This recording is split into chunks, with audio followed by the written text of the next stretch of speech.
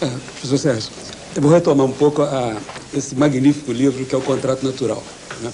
Que eu vejo o contrato natural como um manifesto, uma declaração universal dos direitos da natureza, como o senhor chama. Na verdade, o senhor falou do contrato, então o contrato parece ser um traço jurídico que determina as relações dos homens na Terra, mas que os afasta da Terra, né? E esse contrato natural, eu acho que há uma questão importante aí, que é o seguinte: é um manifesto contra Descartes, né? Nós não somos mais senhores e mestres da natureza. Então, na verdade, é uma mudança a palavra é gasta, mas de paradigma entre a questão da dominação para a simbiose homem-natureza, homem, etc., homem-cosmos. Trata-se de um problema ético, científico, político, etc. O livro foi escrito em 1990.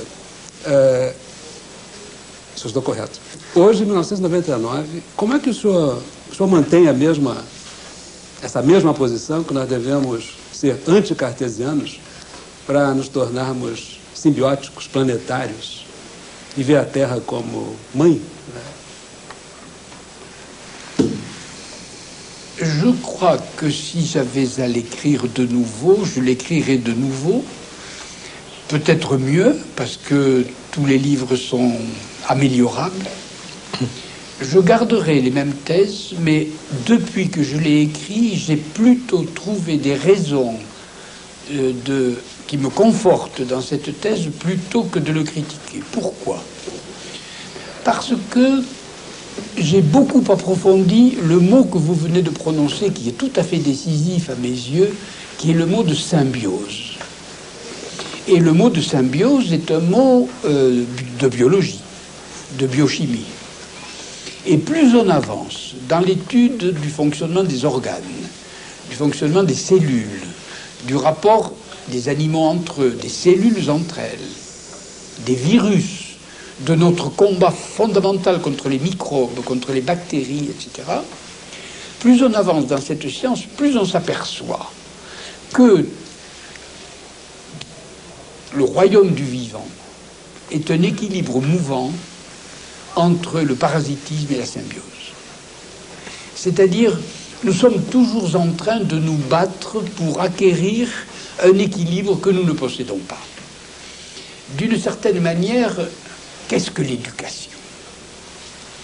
Eh bien, c'est d'enseigner à quelqu'un de cesser d'être le parasite d'un autre, de lui enseigner l'autonomie, de lui enseigner qu'il n'est pas toujours en train de demander à sa mère, à son père, à son frère, à ses voisins, assistance.